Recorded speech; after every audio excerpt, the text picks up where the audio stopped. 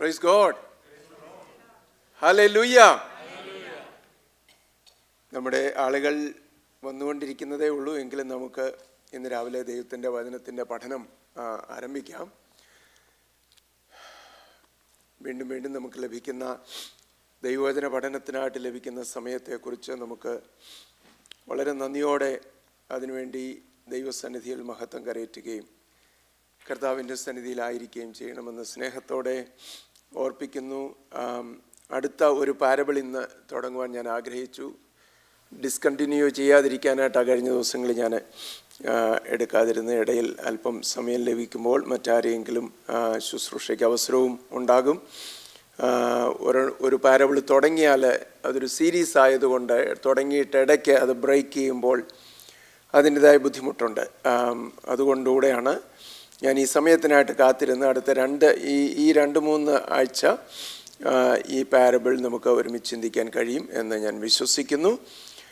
നിങ്ങളെല്ലാവരും എന്നോടുകൂടെ വളരെ പ്രാർത്ഥനയോടെ ആയിരിക്കണം. നമുക്ക് മത്തായി സുവിശേഷം 21-ാം അധ്യായം അതിൻ്റെ 28 മുതൽ 32 വരെയുള്ള വാക്യങ്ങൾ വായിക്കാം. മത്തായി സുവിശേഷം 21-ാം അധ്യായം 28 മുതൽ 32 വരെയുള്ള വാക്യങ്ങൾ. എങ്കിലും നിങ്ങൾക്ക് എന്തു തോന്നുന്നു? ഒരു മനുഷ്യന് 2 പുത്രന്മാർ ഉണ്ടായിരുന്നു. അവൻ ഒന്നാമത്തവൻ്റെ അടുക്കൽ ചെന്ന്, മകനെ, ഇന്ന് എൻ്റെ മുന്തിരിത്തോട്ടത്തിൽ പോയി വേല ചെയ്യുക എന്ന് പറഞ്ഞു. എനിക്ക് മനസ്സില്ല എന്നവൻ ഉത്തരം പറഞ്ഞു. എങ്കിലും പിന്നത്തേതിൽ അനുതപിച്ച് അവൻ പോയി. രണ്ടാമത്തവൻ്റെ അടുക്കൽ അവൻ ചെന്ന് അങ്ങനെ തന്നെ പറഞ്ഞപ്പോൾ, ഞാൻ പോകാം അപ്പാ എന്ന് അവൻ ഉത്തരം പറഞ്ഞു. പോയില്ലതാനും. ഈ 2 പേരിൽ ആരാകുന്നു അപ്പൻ്റെ ഇഷ്ടം ചെയ്തത്? ഒന്നാമത്തവൻ എന്ന് അവർ പറഞ്ഞു. യേശു അവരോട് പറഞ്ഞത്, ചുങ്കക്കാരും വേശ്യമാരും നിങ്ങൾക്ക് മുൻപായി ദൈവരാജ്യത്തിൽ കടക്കുന്നു എന്ന് സത്യമായിട്ട് ഞാൻ നിങ്ങളോട് പറയുന്നു. യോഹന്നാൻ നീതിമാർഗം ഉപദേശിച്ചുകൊണ്ട് നിങ്ങളുടെ അടുക്കൽ വന്നു. നിങ്ങൾ അവനെ വിശ്വസിച്ചില്ല. എന്നാൽ ചുങ്കക്കാരും വേശ്യമാരും അവനെ വിശ്വസിച്ചു. അത് കണ്ടിട്ടും നിങ്ങൾ അവനെ വിശ്വസിപ്പാൻ തക്കവണ്ണം പിന്നത്തേതിൽ അനുതപിച്ചില്ല. മതി. Thank you. Parable of the 2 sons എന്നാണ് അവിടെ ഇതിന് തലക്കെട്ട് സാധാരണ കൊടുത്തിരിക്കുന്നത്. 2 പുത്രന്മാരുടെ 2 മക്കളുടെ അവരെക്കുറിച്ചുള്ള ഉപമ. അനേക ഉപമകൾ നമ്മൾ പഠിച്ചു. അതിലെല്ലാം വിശേഷാൽ അതിനെല്ലാം ഒരു ബാക്ക്ഗ്രൗണ്ട് ഉണ്ടായിരുന്നു, ഒരു സെറ്റിംഗ് ഉണ്ടായിരുന്നു, ഒരു പശ്ചാത്തലം ഉണ്ടായിരുന്നു. ആ പശ്ചാത്തലത്തിൽ നിന്നുകൊണ്ടാണ് കർത്താവ് ഈ ഉപമകളൊക്കെ ആളുകളെ പഠിപ്പിച്ചത്, മനസ്സിലാക്കുവാൻ തക്കവണ്ണം ശ്രമിച്ചത്. ഇതിനും ഒരു പശ്ചാത്തലമുണ്ട്. ഈ ഉപമ പറഞ്ഞതിനും ഒരു പശ്ചാത്തലമുണ്ട്. യേശു ദൈവാലയത്തിൽ ഉപദേശിച്ചു കൊണ്ടിരുന്നപ്പോൾ ആളുകൾ വന്നവനെ ചോദ്യം ചെയ്തു. അത് നമ്മൾ 23-ാമത്തെ വാക്യം മുതൽ കാണുന്നുണ്ട്, ഇതേ അധ്യായത്തിൽ തന്നെ. ഇങ്ങനെ യേശു ദൈവാലയത്തിലായിരുന്നപ്പോൾ ആളുകൾ പലവട്ടം വന്നവനെ ചോദ്യം ചെയ്തിട്ടുണ്ട്. നീ എന്ത് അധികാരം കൊണ്ട് ഇത് ചെയ്യുന്നു? അവന് ആലയത്തിൻ്റെ ശുദ്ധീകരണം നടത്തിയപ്പോൾ ആളുകൾ വന്നവനെ ചോദ്യം ചെയ്തു, നീ എന്ത് അധികാരം കൊണ്ട് ഇത് ചെയ്യുന്നു? ഇവിടെ യേശു കർത്താവ് ആളുകളെ ഉപദേശിച്ചുകൊണ്ടിരിക്കുമ്പോൾ മഹാപുരോഹിതന്മാരും ജനത്തിൻ്റെ മൂപ്പന്മാരും അവരുടെ അടുക്കൽ വന്ന് അവനോട്, നീ എന്ത് അധികാരം കൊണ്ടിത് ചെയ്യുന്നു എന്ന് ചോദിച്ചു. അപ്പോൾ ഈ അധികാരം നിനക്ക് തന്നത് ആര് എന്ന് ചോദിച്ചു. അപ്പോൾ യേശു കർത്താവിന് അവരുടെ ചോദ്യങ്ങളിലെ ട്രാപ്പ് എപ്പോഴും മനസ്സിലാവുമായിരുന്നല്ലോ. അപ്പം കർത്താവ് അവരോടൊരു മറുചോദ്യം ചോദിക്കുക. സാധാരണ ഞാൻ നേരത്തെ ഓർപ്പിച്ചിട്ടുള്ളതുപോലെ പലരും ചോദ്യങ്ങൾക്ക് മറുപടി നൽകുന്ന മറുചോദ്യം കൊണ്ടാണ്, അല്ലേ? നേരെ മറുപടി നൽകാതെ മറുചോദ്യങ്ങൾ കൊണ്ട് ചോദ്യങ്ങൾക്ക് മറുപടി നൽകുക. നാട്ടിലെ കേരളത്തിലെ ഒരു പ്രത്യേക ഏരിയയിലെ ആളുകളുടെ സ്വഭാവമാണെന്നാണ് പറയുന്നത്. ആ ഏരിയ ഞാൻ പറയുന്നില്ല, കാരണം ഞാനും അവിടെ നിന്നാണ് വരുന്നത്. അപ്പോൾ യേശു കർത്താവ് അതിന് മറുപടി പറഞ്ഞത്, ഞാനും നിങ്ങളോടൊരു ചോദ്യം ചോദിക്കാം, നിങ്ങൾ അതിനെനിക്ക് ഉത്തരം പറയണം. എന്നിട്ട് ചോദിച്ചു, യോഹന്നാൻ്റെ സ്നാനം എവിടെ നിന്നാണ് വന്നത്? അത് സ്വർഗത്തിൽ നിന്നാണോ വന്നത്, അതോ ഭൂമിയിൽ നിന്നോ? അതിന് മറുപടി പറഞ്ഞാൽ ഞാനും നിങ്ങളുടെ ചോദ്യത്തിന് ഉത്തരം പറയും. അവർ തമ്മിൽ ആലോചിച്ചു. മഹാപുരോഹിതന്മാരും ശാസ്ത്രിമാരും പരീശന്മാരും ഒക്കെ തമ്മിൽ ആലോചിച്ചിട്ട് അവർ അതിനകത്തെ യേശു പറഞ്ഞതിലെ ഒരു ട്രാപ്പ് കണ്ടെത്തി. അവർ പറഞ്ഞു, യോഹന്നാൻ്റെ സ്നാനം സ്വർഗത്തിൽ നിന്ന് എന്ന് ഞങ്ങൾ പറഞ്ഞാൽ പിന്നെ നിങ്ങൾ അവനിൽ വിശ്വസിക്കാഞ്ഞത് എന്തെന്ന് യേശു ഉടനെ ചോദിക്കും. അഥവാ ഇനിയും മനുഷ്യരിൽ നിന്ന് വന്നെന്ന് പറഞ്ഞാൽ വലിയ അപകടം, അതിലും വലിയ അപകടമുണ്ട്. കാരണം യോഹന്നാനെ പ്രവാചകനെന്ന് എല്ലാവരും എണ്ണുകയാൽ ഒരുപക്ഷെ ജനം നമ്മെ കല്ലെറിയും. അതുകൊണ്ട് അവരൊരു ഈസി വേ ഔട്ട് എടുത്തു. എന്തുവായിരുന്നു ഈസി വേ ഔട്ട്? ഞങ്ങൾ ഇത് സ്വർഗത്തിൽ നിന്നാണോ മനുഷ്യരുടെ ഇടയിൽ നിന്നാണോ എന്ന് അറിയുന്നില്ല. അപ്പം കർത്താവ് പറഞ്ഞു, കർത്താവ് പറയാതെ പറഞ്ഞ കാര്യം നിങ്ങൾക്കറിയാമെന്ന് എനിക്കറിയാം, പക്ഷെ നിങ്ങളത് പറയാതിരിക്കുക എന്ന് പറയുന്നത് പോലെ നിങ്ങൾ ചോദിച്ച ചോദ്യത്തിൻ്റെ ഉത്തരവും എൻ്റെ പക്കലുണ്ട്, പക്ഷെ ഞാനും അതിന് മറുപടി പറയുന്നില്ല. അതാ കർത്താവ് പറഞ്ഞത്. എന്നിട്ട് അവിടെ അത് നേരെ അതിന് ശേഷമാണ് ഈ ഉപമ കർത്താവ് തൻ്റെ കേൾവിക്കാരോട് പറയുന്നത്. 28 വാക്യം മുതൽ അല്ലേ, അവരോട് തന്നെ അതിൻ്റെ കണ്ടിന്യൂവേഷനായിട്ട് ഒരു ചോദ്യമായിട്ട് കർത്താവ് ചോദിക്കുക. എങ്കിലും നിങ്ങൾക്ക് എന്തു തോന്നുന്നു? ഒരു മനുഷ്യന് 2 പുത്രന്മാരുണ്ടായിരുന്നു. അനുഗ്രഹിക്കപ്പെട്ട ഫാമിലി അല്ലേ. ഒരു മനുഷ്യന് 2 പുത്രന്മാരുണ്ടായിരുന്നു. അവൻ ഒന്നാമത്തവൻ്റെ അടുക്കൽ ചെന്ന മകനെ, ആ ടേംസ് എല്ലാം ശ്രദ്ധിക്കണം കേട്ടോ. ഒന്നാമത്തവൻ്റെ അടുക്കൽ ചെന്ന് അവനോട്, മകനെ, ഇന്ന് എൻ്റെ മുന്തിരിത്തോട്ടത്തിൽ പോയി വേല ചെയ്യുക എന്ന് പറഞ്ഞു. നല്ലൊരു മറുപടി ആ ഓമനപുത്രൻ ഈ അപ്പന് കൊടുത്തു. അപ്പം എനിക്ക് അസൗകര്യം ഉണ്ട് കേട്ടോ, ഇന്ന് എനിക്ക് പോകാൻ ബുദ്ധിമുട്ട്, അങ്ങനെയാണോ പറഞ്ഞേ? അല്ല, എനിക്ക് നമ്മുടെ നാട്ടിൽ അല്ലെങ്കിൽ നമ്മുടെ പിള്ളേരൊക്കെ അങ്ങനെ പറയും. നമ്മൾ തന്നെ പിള്ളേരായിരുന്നപ്പം പറഞ്ഞത് ഒന്ന് സങ്കല്പിച്ച് നോക്കി. എനിക്ക് മനസ്സില്ല, ഭയങ്കര ഔദ്ധത്യം, അഹങ്കാരം കലർന്ന ഒരു മറുപടി അല്ലേ. എനിക്ക് മനസ്സില്ല എന്ന് അവൻ ഉത്തരം പറഞ്ഞു. എങ്കിലും പിന്നത്തേതിൽ അവൻ അനുതപിച്ചു. അവൻ പോയി എന്ന് പറഞ്ഞാൽ അവൻ വേല ചെയ്യാൻ പോയി, വേല ചെയ്തു എന്നാ പറയുന്നതിൻ്റെ അർത്ഥം. രണ്ടാമത്തവൻ്റെ അടുക്കലും പിതാവ് ചെന്നു. ഇതേ പിതാവ് തന്നെ ചെന്നു. അങ്ങനെ തന്നെ അവനോട് പറഞ്ഞപ്പോൾ മധുര മനോഹരമായിട്ടുള്ള മറുപടി നൽകി. വളരെ ശർക്കരയൊക്കെ പുരട്ടി അല്ലേ, മധുരമൊക്കെ കലർത്തി മനോഹരമായിട്ട് വളരെ സോഫ്റ്റായിട്ടുള്ള മറുപടി അല്ലേ. മകനെ, ഇന്ന് എൻ്റെ മുന്തിരിത്തോട്ടത്തിൽ പോയി വേല ചെയ്യണം. അപ്പോൾ എന്താ മറുപടി പറഞ്ഞ്? അപ്പോൾ ഞാൻ പോകാം അല്ലേ. എത്ര നല്ല മറുപടിയാണ്. അപ്പോൾ ഇങ്ങനെ ആയിരിക്കണം മകൻ അല്ലേ എന്ന് നമുക്ക് ഒരുപക്ഷെ തോന്നിപ്പോയേക്കാം. എന്നാ അവൻ ഉത്തരം പറഞ്ഞു, പക്ഷേ പോയില്ലതാനും. എന്നിട്ട് കർത്താവ് അതിനോട് തുടർന്നൊരു ചോദ്യം ചോദിക്കുക. ഈ 2 പേരിൽ ആരാകുന്നു അപ്പൻ്റെ ഇഷ്ടം ചെയ്തത്? അപ്പം കേൾവിക്കാർക്ക് വേറെ നിവൃത്തിയില്ല, മറുപടി പറഞ്ഞേ മതിയാകുള്ളൂ. അവർ പറഞ്ഞു, ഒന്നാമത്തവൻ. മനസ്സില്ലെന്ന് പറഞ്ഞാലും പിന്നത്തേതിൽ അനുതപിച്ചു പോയ മകൻ തന്നെയാണ് അപ്പൻ്റെ ഇഷ്ടം ചെയ്തത്. അപ്പോൾ എന്നവൻ ഉത്തരം പറഞ്ഞു. അവർ പറഞ്ഞു, യേശു അവരോട് പറഞ്ഞത്, ചുങ്കക്കാരും വേശ്യമാരും നിങ്ങൾക്ക് മുമ്പിൽ ദൈവരാജ്യത്തിൽ കടക്കുന്നു എന്ന് സത്യമായിട്ട് ഞാൻ നിങ്ങളോട് പറയുന്നു. യോഹന്നാൻ നീതിമാർഗം ഉപദേശിച്ചുകൊണ്ട് നിങ്ങളുടെ അടുക്കൽ വന്നു, നിങ്ങൾ അവനെ വിശ്വസിച്ചില്ല. എന്നാൽ ചുങ്കക്കാരും വേശ്യമാരും അവനെ വിശ്വസിച്ചു. അത് കണ്ടിട്ടും നിങ്ങൾ അവനെ വിശ്വസിക്കുവാൻ തക്കവണ്ണം പിന്നത്തേതിൽ അനുതപിച്ചില്ല. അതാ കർത്താവ് പറയുന്ന കാര്യങ്ങൾ. ഇത് നമ്മൾ പല ആവർത്തി ഇപ്പം വായിച്ചല്ലോ, 2 ആവർത്തി ഈ ഭാഗങ്ങൾ നമ്മൾ വായിച്ചു. അപ്പോൾ നമ്മുടെ മനസ്സിൽ പതിഞ്ഞെന്നും ഇതിൻ്റെ ഡിസ്ക്രിപ്ഷൻസ്, ഇതിൻ്റെ വിവരണങ്ങൾ നമ്മുടെ ഉള്ളിൽ കിട്ടിയെന്ന് ഞാൻ ആത്മാർത്ഥമായിട്ട് വിശ്വസിക്കുന്നു. ഈ കർത്താവ് പറയുന്ന ഈ ഉപമ മത്തായി സുവിശേഷത്തിൽ മാത്രം കാണുന്ന ഒരു ഉപമയാണ്. Found only in Matthew. ഇത് മത്തായി സുവിശേഷത്തിൽ പറയുമ്പോൾ വിശേഷാൽ 2 കാര്യങ്ങൾ ഇത് വളരെ വ്യക്തമായിട്ട് ചിത്രീകരിച്ച് കാണിക്കുന്നുണ്ട്. അത് നമ്മുടെ മനസ്സിൽ വെച്ചുകൊണ്ട് വേണം ഇത് നമുക്ക് തുടർന്ന് പഠിക്കാനായിട്ട്. ഒന്ന്, exposure. It is an exposure of the failure of the religious leaders. മത നേതാക്കന്മാരുടെ അന്നത്തെ കാലത്ത് ജീവിച്ചിരുന്ന മത നേതാക്കന്മാരുടെ പരാജയത്തെ ചൂണ്ടിക്കാണിക്കാൻ കർത്താവ് ഇത് ഉപയോഗിക്കുക. ദൈവത്തിൻ്റെ വചനം കേൾക്കാനും അതിനെ അനുസരിപ്പാനും പിൻപറ്റുവാനും ഉള്ള ഒരുക്കം ഇല്ലായ്ക. ഇവിടെ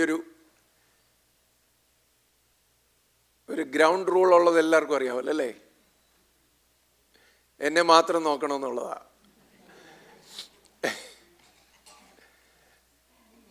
ഓക്കെ,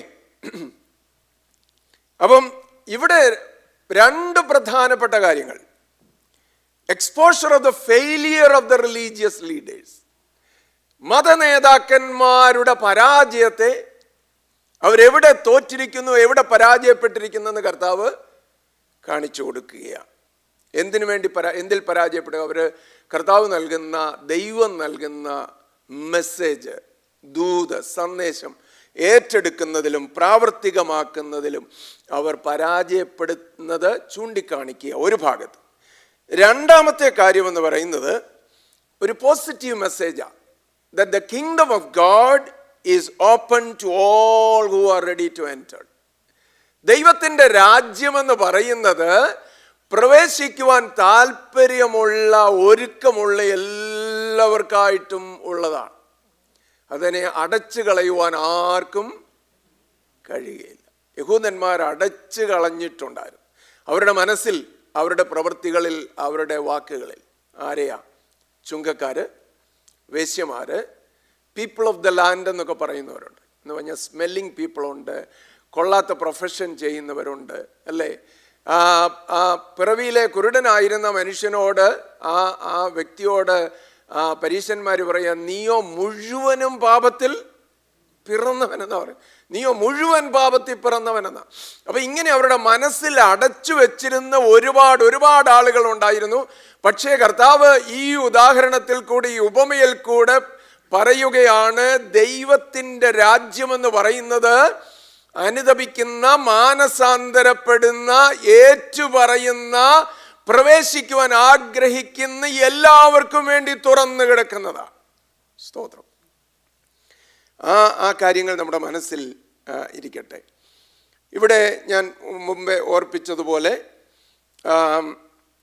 യേശു പലപ്പോഴും തൻ്റെ ഉപമകൾ നൽകിയത്, പഠിപ്പിക്കലുകൾ നൽകിയത് ശിഷ്യന്മാരുടെയും മറ്റുള്ളവരുടെയും ചോദ്യങ്ങൾക്ക് ഉത്തരമായിരുന്നു. അനേക ഉപമകൾ നമ്മളങ്ങനെ കാണുന്നുണ്ട്.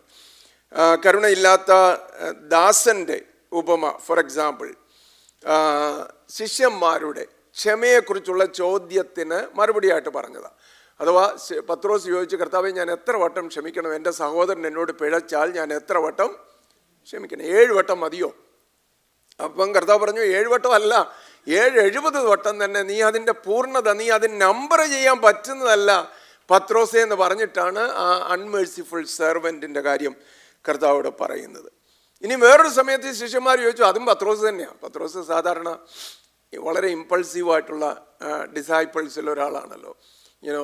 എടുത്തി ചാടി ചോദ്യങ്ങൾ ചോദിക്കുകയും തീരുമാനങ്ങൾ പറയുകയും ആക്ഷൻസിലേക്ക് പ്രവേശിക്കുകയൊക്കെ ചെയ്യുന്ന ആളാണ് പത്രോസ്. അതേ പത്രോസ് തന്നെ മറ്റൊരിക്കൽ ചോദിച്ചു, കർത്താവേ, ഈ പോയ മനുഷ്യൻ നിന്റെ വാക്കിങ്കൽ ദുഃഖിച്ചു പോവുകയും അവന് ധനവാനാകിയാൽ അവൻ്റെ ധനം ഉപേക്ഷിപ്പാൻ ഒരുക്കമില്ലാതെ അവൻ വിട്ടുപോകുക, ഞങ്ങളോ സകലവും വിട്ട് നിന്നെ അനുഗമിച്ചിരിക്കുന്നു, ഞങ്ങൾക്ക് എന്ത് കിട്ടും? അപ്പോഴാണ് കർത്താവ് വർക്കേഴ്സ് ഓഫ് ദ വിനിയാർഡിനെ കുറിച്ച്, മുന്തിരിത്തോട്ടത്തിൽ അധ്വാനിക്കാൻ വിവിധ സമയങ്ങളിലായിട്ട് യജമാനൻ വിളിച്ചു കൊണ്ടുവന്ന ആ നിലത്തിൻ്റെ ഉടമ, മുന്തിരിത്തോട്ടത്തിൻ്റെ ഉടമ വിളിച്ചു കൊണ്ടുവന്ന വേലക്കാരുടെ ഉപമ കർത്താവ് അവിടെ പറയുന്നത്. അപ്പം അങ്ങനെയുള്ള പല പശ്ചാത്തലങ്ങളുണ്ട്, പല സ്ഥലങ്ങളുണ്ട്. അവിടെയൊക്കെ കർത്താവ് മറുപടിയായിട്ടിത് കൊടുക്കുന്നത് നമുക്ക് കാണുവാൻ കഴിയുന്നു. ഇപ്പോൾ യേശു കർത്താവ് യെരുശലേമിലാണ്. താൻ ദേവാലയത്തിൽ ചെന്ന് ഉപദേശിച്ചു കൊണ്ടിരിക്കുകയാണ്. ഞാൻ എൻ്റെ പശ്ചാത്തലം ചുരുക്കമായിട്ട് നിങ്ങളോട് പറഞ്ഞല്ലോ. അപ്പോൾ he's challenged by the religious leaders. അവൻ ദേവാലയത്തിൽ ഉപദേശിക്കുന്നതും അവൻ ശുശ്രൂഷകൾ ചെയ്യുന്നതും ഇഷ്ടമില്ലാത്ത മത നേതാക്കന്മാർ വന്ന് അവനോട് ചോദിച്ചു, നീ എന്ത് അധികാരം കൊണ്ട് ഇത് ചെയ്യുന്നു? ഈ അധികാരം നിനക്ക് തന്നത് ആര് എന്ന് ചോദിച്ചതിന് മറുപടിയായിട്ട് ഈ പാരബിള് കർത്താവ് പറയുക. അപ്പോൾ ഈ പാരബിള് ഒരു മനുഷ്യൻ, സാധാരണ ഒരു മനുഷ്യൻ എന്നതുപോലെയാണ്. പക്ഷേ അതിന് വേറെ ഉദാഹരണങ്ങളുണ്ട്, അത് ചൂണ്ടിക്കാണിക്കുന്ന കാര്യങ്ങളുണ്ട്. ഇവിടെയുള്ള പിതാവെന്ന് പറയുന്നത് ദൈവത്തെ ചൂണ്ടിക്കാണിക്കുന്നതാണ്.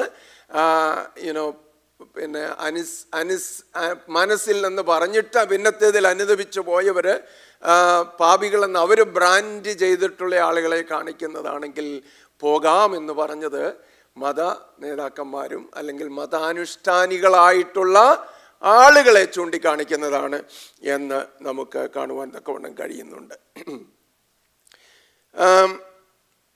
ഒന്നാമത്തെ മകൻ ആരെ ചൂണ്ടിക്കാണിക്കുന്നതാണെന്ന് ഇവിടെ അവർക്ക് മനസ്സിലായി അല്ലേ? നമുക്ക് മനസ്സിലാകുന്നുണ്ട്. ഇപ്പോൾ ഇങ്ങനെ നമ്മൾ പഠിക്കുമ്പോൾ നമുക്ക് മനസ്സിലാകുന്നുണ്ട്. ഇത് ഒന്നാമത്തെ ഗ്രൂപ്പ് എനിക്ക് മനസ്സില്ലെന്ന് പറഞ്ഞത് ആരെക്കുറിച്ചാണ്? മനസ്സില്ലെന്ന് പറഞ്ഞത് ഒരിക്കലും ദൈവരാജ്യത്തിൽ കയറുകയില്ല, പ്രവേശിക്കുകയില്ല എന്നിവർ വിചാരിച്ചിരുന്ന ഒരു കൂട്ടര് അല്ലേ? അവർക്ക് ദൈവത്തോട് അടുക്കുവാൻ തന്നെ ഭയമായിരുന്നു. നമ്മൾ കർത്താവ് പറഞ്ഞ മറ്റൊരു ഉപമയുണ്ട്. രണ്ടുപേർ പ്രാർത്ഥിപ്പാൻ പോയി. ഒരുവൻ ഒരു പരീശൻ, മറ്റവൻ ചുങ്കക്കാരൻ. രണ്ടുപേരും പ്രാർത്ഥിപ്പാൻ തുടങ്ങി. പരീശനാകട്ടെ ദൈവത്തോട് പറയാൻ തുടങ്ങി, കർത്താവേ, ഞാൻ ആഴ്ചയിൽ 2 വട്ടം ഉപവസിക്കുന്നുണ്ട്, കിട്ടുന്നതിനൊക്കെ ഞാൻ പതാരം കൊടുക്കുന്നുണ്ട്, ഞാൻ ഈ നിൽക്കുന്ന ചുങ്കക്കാരനെ പോലെ അല്ല, അതുകൊണ്ട് ഞാൻ നിന്നെ സ്തുതിക്കുന്നു. വാസ്തവത്തിൽ പ്രാർത്ഥിച്ചോ? ഏതെങ്കിലും പ്രാർത്ഥന ഉണ്ടായിരുന്നു? പ്രാർത്ഥനയുടെ ഒരു വാക്ക് പോലും അതിനകത്തില്ല. അവൻ തൻ്റെ സ്വയത്തെ പ്രശംസിച്ച് തന്നെ കാണിച്ച് ഉയർത്തി സംസാരിക്കാൻ, ഞാൻ ഉപവസിക്കുന്നുണ്ട്, ഞാൻ പതാരം കൊടുക്കുന്നുണ്ട്, ഞാൻ ഈ നിൽക്കുന്ന ചുങ്കക്കാരനെ പോലെയല്ല. അപ്പം ചുങ്കക്കാരനെ കുറിച്ച് അവിടെ എഴുതിയിരിക്കുക, അവൻ ദൂരവേ നിന്നു, അടുത്തു പോകാൻ പോലും ഭയമായിരുന്നു, അകത്തോട്ട് കയറ്റത്തില്ലായിരുന്നു അവനെ. അവൻ ദൂരവേ നിന്ന് മാറത്തടിച്ച് നിലവിളിച്ചുകൊണ്ട്, കർത്താവേ, പാപിയായ എന്നോട് കരുണ തോന്നണമേ. സ്വർഗത്തേക്ക് നോക്കുവാൻ പോലും തുനിയാതെ എന്ന് എഴുതിയിരിക്കുന്നത്. ഉയരത്തിലേക്ക് നോക്കുവാൻ പോലും തുനിയാതെ മാറത്തടിച്ച് നിലവിളിച്ചുകൊണ്ട് അവൻ പറയുക, കർത്താവേ, പാപിയായ എന്നോട് കരുണ തോന്നണമേ. അതിൻ്റെ എൻഡിങ് വളരെ കോൺട്രഡിക്റ്ററിയാ അല്ലേ? സ്വയപ്രശംസകളും സ്വന്തമായിട്ട് എല്ലാ കാര്യങ്ങളും ചെയ്തു എന്ന് പറഞ്ഞുകൊണ്ടുവന്ന പരീശൻ ഒന്നും പ്രാപിക്കാതെ പോയെന്നാണ് പറയുന്നത്. എന്നാൽ ചുങ്കക്കാരനോ നീതീകരിക്കപ്പെട്ടവനായി ഭവനത്തിലേക്ക് മടങ്ങി. പരീശൻ അങ്ങനെ അല്ല താനും എന്നെഴുതി. അവൻ അങ്ങനെ അല്ല താനും. അപ്പൊ ഞാൻ പറഞ്ഞത്, മാറ്റി നിർത്തിയ ആളുകൾ ഉണ്ടായിരുന്നു ഇല്ലേ? മാർജിനലൈസ്ഡ് ആയിട്ട്, അകത്ത് വരരുത്, അടുക്കരുത്. ഇത് ദൈവവും ദൈവത്തിൻ്റെ മാർഗവും ന്യായപ്രമാണവും ആരാധനകളും ഒന്നും നിങ്ങൾക്കുള്ളതല്ല, നിങ്ങൾ വെറുതെ നരകത്തിലേക്ക് വേണ്ടി നിയമിച്ചു വച്ചിരിക്കുന്നവരാണെന്നുള്ള ചിന്തയിൽ മാറ്റി നിർത്തപ്പെട്ടിരുന്ന ഒരു കൂട്ടമുണ്ടായിരുന്നു. അപ്പോൾ അവരുടെ മനസ്സിൽ ഇതിങ്ങനെ റിലീജിയസ് ലീഡേഴ്സ്, മതാനുഷ്ഠാനികൾ, മത നേതാക്കന്മാര്, അവരുടെ സംസാരത്തിൽ, ഇടപാടുകളിലെല്ലാം നിഴലിച്ച് കാണുന്നത് എപ്പോഴും അത് തന്നെയായിരുന്നു. അതുകൊണ്ട് അവരെക്കുറിച്ച് കർത്താവ് പറയുന്നുണ്ട്. മറുഭാഗത്ത് അവർ കുറ്റപ്പെടുത്തുന്ന, ന്യായം വിധിക്കുന്ന ആളുകളെക്കുറിച്ചും കർത്താവ് പറയുന്നുണ്ട്. ഇവിടെ നമുക്ക് നോക്കാം, പെട്ടെന്ന് നമുക്ക് മുന്നോട്ട് പോകാം. 2 മക്കളോടും പിതാവ് പറയുന്നു, നിങ്ങൾ പോയി എൻ്റെ മുന്തിരിത്തോട്ടത്തിൽ വേല ചെയ്യും. പല വാക്കുകൾ ഇവിടെ ശ്രദ്ധേയമാണ്. ചില കാര്യങ്ങൾ നമുക്ക് പിന്നീട് അത് ശ്രദ്ധിക്കാം. എൻ്റെ മുന്തിരിത്തോട്ടത്തിൽ, എൻ്റെ പിതാവ് പറയുക, അപ്പം പറയുക, എൻ്റെ മുന്തിരിത്തോട്ടത്തിൽ പോയി നിങ്ങൾ വേല ചെയ്യണം, ഇന്ന് പോയി വേല ചെയ്യണം. ഇതെല്ലാം അപ്പൻ പറയുന്ന കാര്യങ്ങളാണ്. എന്നാൽ ഒന്നാമത്തെ മകൻ്റെ പ്രതികരണം വളരെ ഞെട്ടിക്കുന്ന ഒരു പ്രതികരണമാണ് അല്ലേ? സ്വന്തം അപ്പം എന്ന് പറയുക, എത്ര ധിക്കാരത്തോടെയാ മറുപടി ഈ മകൻ പറയുന്നത്. എന്തുമാത്രം ഭവ്യതയോടെ, ആദരവോടെ സംസാരിക്കേണ്ടതായിരുന്നു. ഇനി അവന് പോകാൻ കഴിവില്ല എങ്കിൽ പോലും എങ്ങനെ മറുപടി പറയേണ്ടതായിരുന്നു. അവൻ പറയുക, എനിക്ക് മനസ്സില്ല. പക്ഷേ അവനെക്കുറിച്ച് എഴുതിയിരിക്കുന്ന, പിന്നീട് അവൻ മനസ്സ് മാറി, പിന്നീട് അവൻ അനുതപിച്ചു. അനുതാപം എന്നുള്ള വാക്ക് ഇവിടെ പറയുന്നത് വാസ്തവത്തിൽ സാധാരണ ഉപയോഗിക്കുന്ന വാക്കല്ല. അനുതാപം എന്ന് മെറ്റലോനിയ എന്ന വാക്കാണ് സാധാരണ ഉപയോഗിക്കുന്നത്. ഡീപ്പായിട്ടുള്ള അകത്തിൽ നിന്ന് വരുന്ന അനുതാപം. എന്നാൽ മെറ്റനോയിയ എന്ന വാക്ക് അവിടെ ഉപയോഗിച്ചു. എന്ന് പറഞ്ഞാൽ അവനൊരു ആഫ്റ്റർ കെയർ, അവൻ പിന്നീട് അതിനെക്കുറിച്ച് രണ്ടാമത് ചിന്തിച്ചപ്പം മനസ്സിലായി ഞാൻ ചെയ്തത് തെറ്റാ, അതുകൊണ്ട് ഞാൻ പോയി മുന്തിരിത്തോട്ടത്തിൽ വേല ചെയ്യും. ദൈവത്തിന് സ്തോത്രം. അപ്പോൾ ഇതാരെ കാണിക്കുന്നതാണെന്ന് കർത്താവ് പറയാതെ പറയുന്നത് ഇതിൻ്റെ അവസാനം കൺക്ലൂഷന് വരുമ്പം കാണിക്കുന്നത് ഇതാരെ കുറിക്കുന്നതാണ്? ചുങ്കക്കാരെ, പാപികളെ, വേശ്യകളെ, അല്ലെങ്കിൽ സമൂഹത്തിൽ മാറ്റി നിർത്തപ്പെട്ടവരെ, മതത്തിൻ്റെ അനുഷ്ഠാനങ്ങളിൽ നിന്ന് മാറ്റി നിർത്തപ്പെട്ടവരെ, പാപികളെന്നവർ വിളിച്ച് ആക്ഷേപിച്ചിരുന്ന ആളുകളെ കുറിച്ചാണ് കർത്താവ് ഇവിടെ പറയുന്നത്. Far from righteous. പക്ഷെ അവരെക്കുറിച്ച് കർത്താവ് പറയുക, അവർ യോഹന്നാൻ്റെ പ്രസംഗം കേട്ട് അവർ റിപ്പൻറ്റ് ചെയ്തു, അവരനുദപിച്ചു. ആ യോഹന്നാനെ കുറിച്ച് പറഞ്ഞ് അവസാനിപ്പിച്ച് അങ്ങനെ തന്നെ കർത്താവ് അവിടെ തുടരുകയാണെന്ന് നമുക്ക് മനസ്സിലാക്കുവാൻ തക്കവണ്ണം കഴിയും. യോഹന്നാൻ നീതിമാർഗം ഉപദേശിച്ചുകൊണ്ട് നിങ്ങളുടെ അടുക്കൽ വന്നു, നിങ്ങൾ അവനെ വിശ്വസിച്ചില്ല. എന്നാൽ ചുങ്കക്കാരും വേശ്യമാരും അവനെ വിശ്വസിച്ചു. അത് കണ്ടിട്ടും നിങ്ങൾ അവനെ വിശ്വസിക്കുവാൻ തക്കവണ്ണം പിന്നത്തേതിൽ അനുദപിച്ചില്ല. നിങ്ങൾക്കൊരു ആഫ്റ്റർ കെയർ ഉണ്ടായില്ല, വീണ്ടു വിചാരം ഉണ്ടായില്ല. നിങ്ങൾ നിങ്ങളുടെ ചെയ്തികളിൽ അനുദപിച്ചില്ല, നിങ്ങളുടെ തെറ്റുകൾ ഏറ്റുപറയുവാൻ നിങ്ങൾ ഒരുക്കമായില്ല എന്ന കർത്താവ് പറയും. ലൂക്കോസിന്റെ സുവിശേഷത്തിൽ യോഹന്നാനെ കുറിച്ച് കർത്താവ് പറയുന്ന വളരെ പ്രധാനപ്പെട്ട ഭാഗങ്ങളുണ്ട്. 7-ാം അധ്യായത്തിൽ യേശുവിൻ്റെ അടുത്ത് യോഹന്നാൻ തൻ്റെ ദൂതന്മാരെ അയച്ചു. യോഹന്നാൻ തടവിലാക്കപ്പെട്ട് കഴിഞ്ഞ യേശുവിനെ ഇതാ ലോകത്തിൻ്റെ പാപത്തെ ചുമക്കുന്ന ദൈവത്തിൻ്റെ കുഞ്ഞാട് എന്നൊക്കെ ഏറ്റുപറഞ്ഞതാ യോഹന്നാൻ. കർത്താവ് അതിലെ കടന്നു പോകുന്നത് കണ്ടുകൊണ്ട് തൻ്റെ ശിഷ്യന്മാരോടായിട്ട് യോഹന്നാൻ പറയുക, ഇതാ ലോകത്തിൻ്റെ പാപത്തെ ചുമക്കുന്ന ദൈവത്തിൻ്റെ കുഞ്ഞാട്. ഏറ്റുപറഞ്ഞ യോഹന്നാൻ പോലും അവൻ തടവിലായി കഴിഞ്ഞപ്പോൾ ആകെപ്പാടെ നിരാശയായി, ആകെപ്പാടെ കൺഫ്യൂഷനായി. ഇവൻ തന്നെയാണോ മസിയ? ഇവൻ മസിയ ആയിട്ടാണോ വന്നതെങ്കിൽ ഞാൻ ഇങ്ങനെയൊക്കെയാണോ ആകേണ്ടത്? എനിക്ക് ഈ തടവാണോ പറഞ്ഞിരിക്കുന്നത്? ഒരുപക്ഷെ യോഹന്നാൻ പോലും കഷ്ടതയിൽ നിരാശനായി അവൻ തൻ്റെ ശിഷ്യന്മാരെ, 2 ശിഷ്യന്മാരെ യേശുവിൻ്റെ അടുക്കൽ അയച്ചു. എന്ത് ചോദിക്കാനാ? വരുവാനുള്ളവൻ നീയോ അതോ ഞങ്ങൾ മറ്റൊരുവനെ കാത്തിരിക്കും? ഇതുകൊണ്ട് പ്രയോജനമൊന്നുമുള്ള ലക്ഷണം കാണുന്നില്ല. ഇപ്പോഴും തടവും മർദ്ദനവും പ്രയാസങ്ങളും ഒറ്റപ്പെടുത്തലുകളും കഷ്ടങ്ങളും വെളിയിൽ നിന്നുള്ള ആളുകളുടെ അടിമത്വവും അതിൻ്റെ അടിമത്വമൊക്കെ ഞങ്ങൾ കാണുന്നുള്ളൂ. അതുകൊണ്ട് നീ തന്നെയാണോ വരുവാനുള്ള മശിഹ അതോ ഞങ്ങൾ മറ്റൊരുവനെ കാത്തിരിക്കണം? അപ്പോൾ കർത്താവ് മറുപടി പറഞ്ഞു. അവരുടെ മുമ്പിൽ നടന്ന അത്ഭുതങ്ങളെ ചൂണ്ടിക്കാണിച്ചുകൊണ്ട് പറഞ്ഞു, കുരുടർ കാണുന്നു, കുഷ്ഠരോഗികൾ ശുദ്ധമാകുന്നു, മുടന്തർ നടക്കുന്നു, മരിച്ചവർ ഉയർത്തെഴുന്നേൽക്കുന്നു, ദരിദ്രരോട് സുവിശേഷം അറിയിക്കുന്നു. ഇങ്ങനെ നിങ്ങൾ കണ്ടും കേട്ടുമുള്ളത് ചെന്ന് യോഹന്നാനോട് അറിയിപ്പീൻ. എന്നിട്ട് പറഞ്ഞു, എങ്കിൽ ഇടറിപ്പോകാത്തവൻ ഭാഗ്യവാൻ. അത് യോഹന്നാൻ ആണെങ്കിലും മറ്റാരെങ്കിലാണെങ്കിലും എന്നിൽ എങ്കൽ ഇടറിപ്പോകാത്തവൻ ഭാഗ്യമുള്ളയാള്. സ്തോത്രം. എന്നിട്ട് കർത്താവ് ഒരു ചോദ്യം ചോദിക്കുന്നുണ്ട്. നിങ്ങൾ എന്ത് കാണുവാൻ പോയി? യോഹന്നാന്റെ ദൂതന്മാർ പോയ ശേഷം അവൻ പുരുഷാരത്തോട് യോഹന്നാനെ കുറിച്ച് പറഞ്ഞു തുടങ്ങിയത്, നിങ്ങൾ എന്ത് കാണുവാൻ മരുഭൂമിയിലേക്ക് പോയി? കാറ്റിനാൽ ഉലയുന്ന ഓടയെ കാണാനായിട്ടാണോ നിങ്ങൾ പോയത്? അല്ല, എന്ത് കാണുവാൻ പോയി? മാർദ്ദവ വസ്ത്രം ധരിച്ച മനുഷ്യനെയോ? മോടിയുള്ള വസ്ത്രം ധരിച്ച് സുഖഭോഗികളായി വസിക്കുന്നവർ നടക്കുന്നവർ രാജധാനികളിൽ അത്രേ. അല്ല, എന്ത് കാണുവാൻ പോയി? ഒരു പ്രവാചകനെയോ? അതെ, പ്രവാചകനിലും മികച്ചവനെ തന്നെ എന്ന് ഞാൻ സത്യമായിട്ട് നിങ്ങളോട് പറയുന്നു. എന്നിട്ട് അതിന് തുടർച്ചയായിട്ട് പറയുക, ഞാൻ എൻ്റെ ദൂതനെ നിനക്ക് മുമ്പായി അയക്കുന്നു, അവൻ നിന്റെ മുമ്പിൽ നിനക്ക് വഴിയൊരുക്കുമെന്ന് എഴുതിയിരിക്കുന്നത് അവനെ കുറിച്ചാകുന്നു.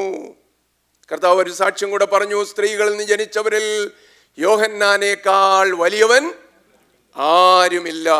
ദൈവരാജ്യത്തിൽ ഏറ്റവും ചെറിയവനോ അവനിലും വലിയവനെന്ന് ഞാൻ നിങ്ങളോട് പറയുന്നു. എന്നാൽ ജനം ഒക്കെയും ചുങ്കക്കാരും കേട്ടിട്ട് യോഹന്നാന്റെ സ്നാനമേറ്റതിനാൽ ദൈവത്തെ നീതീകരിച്ചു, ദൈവത്തെ മഹത്വപ്പെടുത്തി. സ്തോത്രം. അത് പറയാനായിട്ടാ, ആ ഭാഗം പറയാനായിട്ടാ. അടുത്ത വാക്യത്തിൽ പറയും, എങ്കിലും പരീശന്മാരും ന്യായശാസ്ത്രിമാരും അവനാൽ സ്നാനമേൽക്കാതെ ദൈവത്തിന്റെ ആലോചന തങ്ങൾക്ക് വൃഥാവാക്കി കളഞ്ഞു. ദൈവത്തിന്റെ ആലോചന അതെവിടെ നമ്മൾ കൂട്ടിച്ചേർത്ത് വായിക്കേണ്ടത്? മത്തായി സുവിശേഷം 21 അധ്യായത്തിൽ നമ്മൾ പഠിക്കുന്ന ഈ പുത്രന്മാരുടെ കഥയെന്ന് പറയുന്നത്. അപ്പോൾ യോഹന്നാന്റെ വചനം കേട്ട്, അവന്റെ സന്ദേശം കേട്ട്, അനേക വാക്കുകളാൽ യോഹന്നാൻ അവരെ പ്രബോധിപ്പിച്ചപ്പോൾ അവന്റെ വാക്കുകൾ കേട്ട് വിശ്വസിച്ച ചുങ്കക്കാരും പാപികളും, അനേക തലത്തിലുള്ളവർ യോഹന്നാന്റെ അടുത്ത് വന്നു, അവന്റെ പ്രസംഗം കേൾക്കാനായിട്ട് വന്നു. സൈനികർ വന്നു, പരീശന്മാരിൽ ചിലർ വന്നു, ശാസ്ത്രിമാർ വന്നു, സാധാരണ ജനങ്ങൾ വന്നു. എല്ലാവരും അവൻ്റെ അടുക്കൽ വന്നതായി നമ്മൾ വായിക്കുന്നുണ്ട്. അപ്പോഴെല്ലാം യോഹന്നാൻ ഒരു കാര്യം പറഞ്ഞു, ഞാൻ നിങ്ങളെ വെള്ളത്തിൽ സ്നാനം കഴിപ്പിക്കുന്നു, എങ്കിലും എന്നിലും ബലവാനായവൻ എൻ്റെ പിന്നാലെ വരുന്നുണ്ട്, അവൻ്റെ ചെരുപ്പിൻ്റെ വാറ് അഴിപ്പാൻ ഞാൻ യോഗ്യനല്ല. ഞാൻ നിങ്ങളെ വെള്ളം കൊണ്ട് സ്നാനം കഴിപ്പിക്കുന്നു, അവനോ തീയിലും പരിശുദ്ധാത്മാവിലും നിങ്ങളെ സ്നാനം കഴിപ്പിക്കും. വീശുമുറം അവൻ്റെ കയ്യിലുണ്ട്, അവൻ കളത്തെ വെടിപ്പാക്കി കോതമ്പ് കളപ്പുരയിൽ കൂട്ടിവെക്കുകയും പതിർ കെടാത്ത തീയിലിട്ട് ചുട്ടുകളയുകയും ചെയ്യും. ഇങ്ങനെ പലതും പറഞ്ഞ് അവൻ അവരെ പ്രബോധിപ്പിച്ചു. അവൻ്റെ പ്രസംഗം കേട്ടവരിൽ പലരും അവനെ വിശ്വസിച്ചു. അവനാൽ സ്നാനമേറ്റു, പാപങ്ങളെ ഏറ്റുപറഞ്ഞുകൊണ്ട് മാനസാന്തര സ്നാനം ഏറ്റു. കോണ്ടെക്സ്റ്റായി ഞാൻ ഈ പറഞ്ഞ് വിവരിപ്പാൻ തക്കവണ്ണം ശ്രമിച്ചത്. അപ്പോൾ ഇങ്ങനെ ഒരു ഗ്രൂപ്പ് ഉണ്ടായിരുന്നു. യോഹന്നാന്റെ വചനം കേട്ട് ഇവർ പാപികളെന്ന് മുദ്ര കുത്തിയിരുന്നവർ പോലും രക്ഷിക്കപ്പെട്ടു. അവർ മാനസാന്തരപ്പെട്ടു, പാപങ്ങളെ ഏറ്റുപറഞ്ഞു, അവർ സ്നാനമേറ്റു. എങ്കിലും ശാസ്ത്രിമാരിലും പരീശന്മാരിലും നേതാക്കന്മാരിലും പലരും യോഹന്നാന്റെ വാക്ക് കേട്ട് അനുസരിക്കാതെ, അവനാലുള്ള സ്നാനമേൽക്കാതെ ദൈവത്തിൻ്റെ ആലോചനയെ അവർക്ക് വൃഥാവാക്കി കളഞ്ഞു. ഇവിടെ അത് കർത്താവ് അതിനാ ഊന്നൽ കൊടുക്കുന്നത്. ദൈവത്തിൻ്റെ ആലോചനയെ വൃഥാവാക്കുന്ന ആളുകൾ അന്നുമുണ്ട്, ഇന്നുമുണ്ട്. അവർ ഏത് സമൂഹത്തിൽ നിന്ന് വരണമെന്ന് നിർബന്ധമില്ല. പലപ്പോഴും മതാനുഷ്ഠാനികൾ എന്ന് പറയുന്നവരും ദൈവത്തോട് ഏറ്റവും അടുത്തിരിക്കുന്നവരെന്ന് പറയുന്നവരുമായിരിക്കാം അങ്ങനെയുള്ളവരുടെ ഗ്രൂപ്പിൽ പെടുന്നത്. അതുകൊണ്ട് യോഹന്നാൻ നമ്മുടെ കർത്താവ് വളരെ പ്രത്യേകമായിട്ട് ഇതിന് ഊന്നൽ കൊടുത്ത് അവരെ മനസ്സിലാക്കാനായിട്ട് ശ്രമിക്കുകയാണ്. ആർക്കാ ദൈവത്തിൻ്റെ സന്നിധിയിലുള്ള പ്രവേശനം, ആർക്കാണ് ദൈവത്തിൽ നിന്നുള്ള നീതീകരണം ലഭിപ്പാൻ തക്കവണ്ണം ഇടയാകുന്നത്. അപ്പോൾ ഒരു ഭാഗത്ത് അനുസരിക്കേലെന്നു പറഞ്ഞിട്ടും അനുതപിച്ച് പോയ ഒരു മകനുണ്ട്, മറുഭാഗത്ത് മറ്റൊരു മകൻ. ഇതിൽ മൂത്ത മകൻ ഏതാ, ഇളയ മകൻ ഏതാന്ന് നമുക്കറിഞ്ഞുകൂടാ അല്ലേ? മക്കളിൽ ഒരുവനോടെന്നേ പറയുന്നു. ഒരുവനോട് എന്ന് പറഞ്ഞു, ഇന്ന് നീ എൻ്റെ മുന്തിരിത്തോട്ടത്തിൽ പോയി വേല ചെയ്യണം. അവൻ എനിക്ക് മനസ്സില്ല എന്ന് പറഞ്ഞു, എങ്കിലും പിന്നത്തേതിൽ അനുതപിച്ചു പോയി. രണ്ടാമത്തവനോടും പോയിട്ട്, ഇന്ന് നീ എൻ്റെ മുന്തിരിത്തോട്ടത്തിൽ പോയി വേല ചെയ്യണം. അങ്ങനെ തന്നെ പറഞ്ഞു എന്ന് എഴുതിയിരിക്കുന്നു. അപ്പോൾ അതുപോലെ പറഞ്ഞു. അവൻ ഞാൻ പോകാം അപ്പാ എന്ന് മനോഹരമായിട്ടുള്ള മറുപടി വളരെ ആദരവോടെ പറഞ്ഞു, എത്ര ഭവ്യതയോടെ പറഞ്ഞു. അപ്പച്ചാ ഞാൻ പോകാം കേട്ടോ, ഞാൻ പോയി ചെയ്യാം. നമ്മുടെ ആളുകൾ എത്ര പേരുണ്ട്, എത്ര ഭവ്യതയോടെയാണ് സംസാരിക്കുന്നത്. ഇവിടെയെങ്ങും അല്ല, മറ്റു പലയിടത്തും പല സ്ഥാനങ്ങളിൽ എത്ര ഭവ്യതയോടെയാണ് സംസാരിക്കുന്നത്. എത്ര അനുഗ്രഹിക്കപ്പെട്ട ആളുകളാണ് നമ്മൾ ഓർക്കും.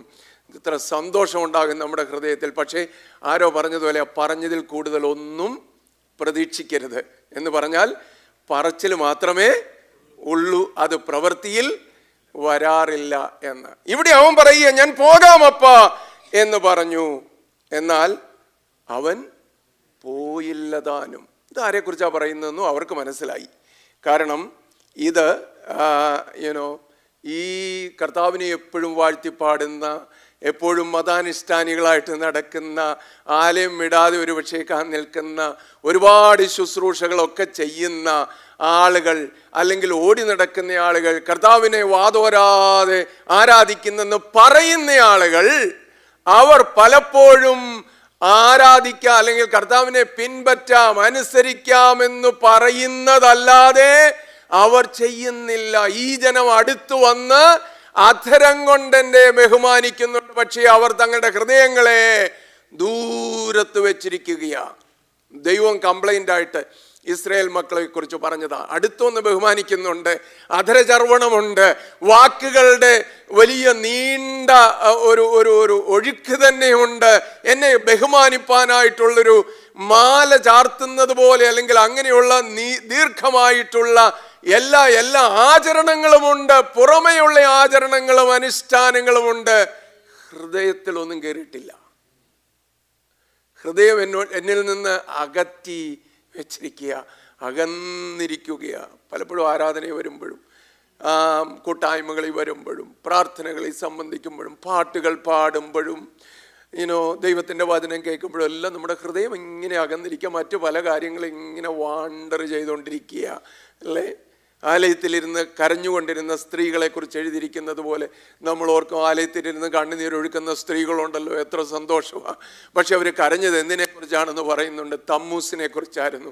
അല്ലാതെ ആലയത്തെക്കുറിച്ചോ ആരാധനയെക്കുറിച്ചോ ദൈവഭയത്തെക്കുറിച്ചോ ദൈവത്തിൻ്റെ സന്നിധി തങ്ങളെ തന്നെ താഴ്ത്തുന്നതിനെക്കുറിച്ചോ ഒന്നുമല്ലായിരുന്നു. പുരുഷന്മാർ ആലയത്തിലുണ്ടായിരുന്നു. അവരെ കണ്ട് നമുക്ക് സന്തോഷം തോന്നണ്ട, കാരണം അവർ മുഖമല്ല മുതുക ദൈവത്തിൻ്റെ പക്കലേക്ക് തിരിച്ചിരുന്നത്. അവർ തിരിഞ്ഞു നിന്നുകൊണ്ട് സൂര്യ നമസ്കാരം ചെയ്യുകയായിരുന്നു. ആലയമെല്ലാം മനോഹരമായിട്ട് അലങ്കരിച്ചു വെച്ചിട്ടുണ്ടായിരുന്നു. പക്ഷെ ദൈവം പറഞ്ഞു, മനുഷ്യപുത്ര, നീ ആ ചുവരൊന്ന് കുത്തി തുറന്നു നോക്ക്. അവൻ ചുവര് കുത്തി തുറന്നു നോക്കിയപ്പോൾ അതിനകത്ത് കണ്ട വല്ലാത്ത ഇഴജന്തുക്കളും മ്ലേച്ഛമായിട്ടുള്ള എല്ലാ വർഗത്തിലും പെട്ടതായിട്ടുള്ള ഉരകങ്ങളും എല്ലാ ഇഴജന്തുക്കളും എല്ലാം നിറഞ്ഞു നിൽക്കുന്ന ആലയം. അനുസരിക്കാൻ ഒരുക്കമില്ലാതെ, അനുദപിക്കാൻ ഏൽപ്പിച്ചു കൊടുക്കാതെ, ദൈവത്തിൻ്റെ ഇഷ്ടം തിരിച്ചറിയാതെ ജീവിക്കുന്നവർ അന്നുമുണ്ട്, ഇന്നുമുണ്ട്. ദൈവത്തിന് സ്തോത്രം. ഇന്ന് രാവിലെ ഈ വചനം നമ്മൾ കേൾക്കുമ്പോൾ എനിക്ക് അധികം മുന്നോട്ട് പോകാനായിട്ട് സമയമില്ല. അതുകൊണ്ട് ഞാൻ വളരെ പെട്ടെന്ന് എൻ്റെ വാക്കുകളെ അവസാനിപ്പിക്കാം. ഇതിനകത്ത് ആരേലും നല്ലതാണെന്ന് നമുക്ക് പറയാൻ പറ്റത്തില്ല. ഇത് നല്ല ഒരു മകനാണ് എന്ന് നമുക്ക് പറയാൻ പറ്റുമോ? അപ്പൻ്റെ ഹൃദയത്തിന് വാസ്തവത്തിൽ സന്തോഷം കൊടുക്കുന്ന മകനാണ് ഇതെന്ന് പറയാൻ പറ്റുമോ? ഇല്ല. രണ്ട് മക്കളും മോശമാണ്. Which one is the better off the bad എന്നേ പറയാൻ പറ്റത്തുള്ളൂ. ഈ ലെസർ ഈവിൾ ഏതാന്നേ നമുക്ക് പറയാൻ പറ്റത്തുള്ളൂ അല്ലേ? ഇതിനകത്ത് രണ്ടും നഷ്ടപ്പെട്ടതാണ്. നമ്മൾ മുടിയമ്പുത്രൻ എന്ന് സാധാരണ ഇതിന് പറയാറുണ്ട്. വാസ്തുതി ആ ഒരു മകൻ മാത്രം നഷ്ടപ്പെട്ടതായിരുന്നെന്നാണ് നമ്മൾ ഓർക്കുന്നത്. രണ്ടുപേരും നഷ്ടപ്പെട്ടവരായിരുന്നു. ഒരു പക്ഷേ പോയിട്ട് തിരിച്ചു വന്നവനേക്കായി നഷ്ടപ്പെട്ടത് ആരായിരുന്നു? വീട്ടിൽ കൂടെ ഉണ്ടായിരുന്നവനായിരുന്നു. അവനെ സംബന്ധിച്ച് ഇതുവരെ അപ്പൻ്റെ ഹൃദയം അവൻ തിരിച്ചറിഞ്ഞിട്ടില്ല. ദൂരദേശത്ത് പോയ മകന് സുബോധം വന്നിട്ട് അവൻ അപ്പൻ്റെ സ്നേഹത്തെ ഓർത്ത് അവനെങ്കിലും ഭവനത്തിലേക്ക് വന്നു. കൂടെ താമസിച്ചോൻ ഇതുവരെ പിതാവിൻ്റെ ഹൃദയത്തെ അറിഞ്ഞിട്ടില്ല. കൂടെ താമസിക്കുന്ന നമുക്ക് പലപ്പോഴും തിരിച്ചറിയത്തില്ല ഈ അപ്പൻ്റെ സ്നേഹം എത്ര എൻകംപാസിങ് ആണ്. എല്ലാവരെയും ഉൾക്കൊള്ളുന്നതാ, എല്ലാവരെയും വിളിക്കുന്നതാണ്. ദുഷ്ടന്റെ മരണത്തിൽ എനിക്ക് താല്പര്യമില്ല. അവൻ തൻ്റെ ദുഷ്ടത വിട്ട് തിരിഞ്ഞ് എന്നെ അന്വേഷിക്കണമെന്നാ എൻ്റെ ആഗ്രഹമെന്ന് ദൈവം പറയുന്നത് പുതിയ നിയമത്തിൽ മാത്രമല്ല, പഴയ നിയമത്തിലാണ് പറയുന്നത്. മനുഷ്യപുത്ര, നീ അവനോട് ഓർപ്പിക്കണം. അവന്റെ പാപത്തിൽ അവൻ ജീവിക്കുമ്പോൾ അവനോട് നീ ഓർപ്പിക്കണം. നീ ഓർപ്പിക്കാഞ്ഞാൽ അവൻ തന്റെ പാപത്തിൽ മരിക്കും. അവന്റെ രക്തം ഞാൻ നിന്നോട് ചോദിക്കും. നിനക്ക് ഉത്തരവാദിത്വമുണ്ട്, അവരെ കുറിച്ച് ഉത്തരവാദിത്വമുണ്ട്. ദൈവത്തിന് സ്തോത്രം. നമ്മൾ ബ്രാൻഡ് ചെയ്ത് മുദ്രകുത്തി മറ്റുള്ളവരെ അവർ മോശക്കാരെന്നും ദൈവത്തിൽ നിന്ന് അകന്ന് ജീവിക്കുന്നവരെന്നും ദൈവത്തിന് വേണ്ടാത്തവരെന്നും നമ്മൾ മുദ്രകുത്തി എത്ര നാള് മുന്നോട്ട് പോകും? ഹല്ലേലൂയ. പിതാവിന്റെ ഹൃദയത്തെ നമ്മൾ തിരിച്ചറിയണം. The father heart of God, അതിനെക്കുറിച്ച് ഞാൻ നേരത്തെ പ്രസംഗിച്ചിട്ടുള്ളതാണ്. ഒരു പിതൃഹൃദയം, ദൈവത്തിൻ്റെ പിതൃഹൃദയം എന്താ ആഗ്രഹിക്കുന്നത് എന്ന് നമ്മൾ തിരിച്ചറിയണം. ആ തിരിച്ചറിവിൽ നിന്നായിരിക്കണം നമ്മൾ വർത്തിക്കുന്നത്, നമ്മൾ ഇടപെടുന്നത്, നമ്മുടെ ആചരണങ്ങൾ അങ്ങനെ ആയിരിക്കണം, നമ്മൾ മറ്റുള്ളവരോട് സംസാരിക്കുന്നത് അങ്ങനെ ആയിരിക്കണം. ഓരോരുത്തരെയും കാണുമ്പോൾ എങ്ങനെ നമുക്ക് അവരെ ന്യായം വിധിക്കാമെന്നല്ല നമ്മൾ നോക്കേണ്ടത്. നോക്കണേ, എന്നെ നോക്കണേ. ഓരോരുത്തരെയും കാണുമ്പോൾ നമ്മൾക്ക് അവരെ എങ്ങനെ ന്യായം വിധിക്കാമെന്നല്ല നോക്കേണ്ടത്. പ്രത്യുത എൻ്റെ അപ്പച്ചൻ്റെ ഹൃദയം അവരെക്കുറിച്ച് എന്തുവാ പറയുന്നതെന്ന. സ്തോത്രം, സ്തോത്രം, സ്തോത്രം. ഞാൻ എൻ്റെ വാക്കുകളെ അവസാനിപ്പിക്കാം. ഇവിടെ കർത്താവ് പറയുക, നിങ്ങൾ ഈ മുദ്ര കുത്തിയ ആളുകളുണ്ടല്ലോ, ചുങ്കക്കാരെന്നും പാവികളെന്നും ഒക്കെ, പക്ഷെ അവർ യോഹന്നാന്റെ പ്രസംഗം കേട്ട് മാനസാന്തരപ്പെട്ടു. അവർ മാനസാന്തരപ്പെട്ട അവനാൽ സ്നാനമേറ്റു, മാനസാന്തര സ്നാനം ഏറ്റു. നിങ്ങളോ അവൻ നൽകിയ ദൈവത്തിൻ്റെ ആലോചനയെ നിങ്ങൾ വ്യർത്ഥമാക്കി കളഞ്ഞു. ഇന്ന് രാവിലെ നമുക്ക് ദൈവത്തിൻ്റെ സന്നിധിയിൽ നമ്മെ തന്നെ ഏൽപ്പിച്ചു കൊടുക്കാം. ഞാനിത് ആരംഭിച്ചതേ ഉള്ളൂ. അടുത്ത ദിവസങ്ങളിൽ 1-2 ആഴ്ചകൾ കൂടി എനിക്കിത് തുടരേണ്ടതായിട്ടുണ്ട്. എങ്കിലും അതിൻ്റെ ഒരു പശ്ചാത്തലമായിട്ട് നമുക്ക് നമ്മുടെ ഹൃദയങ്ങളെ നമുക്ക് ഇന്ന് രാവിലെ ദൈവസന്നിധിയിൽ ഒരുക്കാം. നമ്മൾ കുറ്റം വിധിക്കാനായിട്ട് നമ്മൾ ഏറ്റവും മുന്നിൽ പലപ്പോഴും, സോറി ടു സേ ദാറ്റ്, മറ്റുള്ളവരെ കുറ്റം വിധിക്കുവാൻ, ന്യായം വിധിക്കുവാനായിട്ട് നമ്മൾ വളരെ മുന്നിലാണ്. നമ്മുടെ കുറവുകളെ കാണാനാണ് നമ്മൾ മറന്നു പോകുന്നത്. യേശു കർത്താവ് പറഞ്ഞു, നിങ്ങളുടെ കണ്ണിൽ കോലിരിക്കെ അന്യൻ്റെ കണ്ണിലെ കരട് നോക്കുന്നത് എന്ത് കപടഭക്തിക്കാരാ. നിന്റെ കണ്ണിലെ കോലെടുത്ത്, പ്ലാങ്ക് എടുത്ത് മാറ്റ്. അപ്പൊ മറ്റുള്ളവരുടെ കണ്ണിലെ കരട് കാണണമെങ്കിൽ അത് കഴിഞ്ഞ് നോക്കാൻ തുടങ്ങ്. നിന്റെ കണ്ണിൽ കോലിരിക്കെ നീ എങ്ങനെയാ മറ്റുള്ളവന്റെ കണ്ണിലെ? ഹല്ലേലൂയ. ഞാൻ പലപ്പോഴും ഇങ്ങനെ ആയി പോയിട്ടുണ്ടോ? നമ്മളിങ്ങനെ ആയി പോയിട്ടുണ്ടോ? പലപ്പോഴും കുറ്റം വിധിക്കാൻ മുൻപന്തിയില്ല. പിതാവിൻ്റെ ഹൃദയം നമ്മൾ തിരിച്ചറിയുന്നില്ല. അവൻ എന്താ നോക്കിക്കൊണ്ടിരിക്കുന്നത് നമ്മൾ തിരിച്ചറിയുന്നില്ല. എൻ്റെ സമയം കടന്നുപോയി, സോറി. ഞാൻ സാധാരണ ഇങ്ങനെ ചെയ്യുന്നതല്ല, ഒത്തിരി മുന്നോട്ട് പോയി, സോറി. നമ്മൾ കണ്ണുകൾ അടയ്ക്കാം, നമുക്ക് പ്രാർത്ഥനയ്ക്കായിട്ട് നമ്മുടെ തലകളെ വണക്കാം, ദൈവത്തോട് പ്രാർത്ഥിക്കാം. ദൈവത്തിന് സ്തോത്രം. ദൈവത്തിൻ്റെ പിതൃഹൃദയം ആഗ്രഹിക്കുന്നത് നമുക്ക് ഏറ്റെടുക്കാം. ദൈവം നമ്മെ ഈ വാക്കുകളാൽ അനുഗ്രഹിക്കുമാറാകട്ടെ.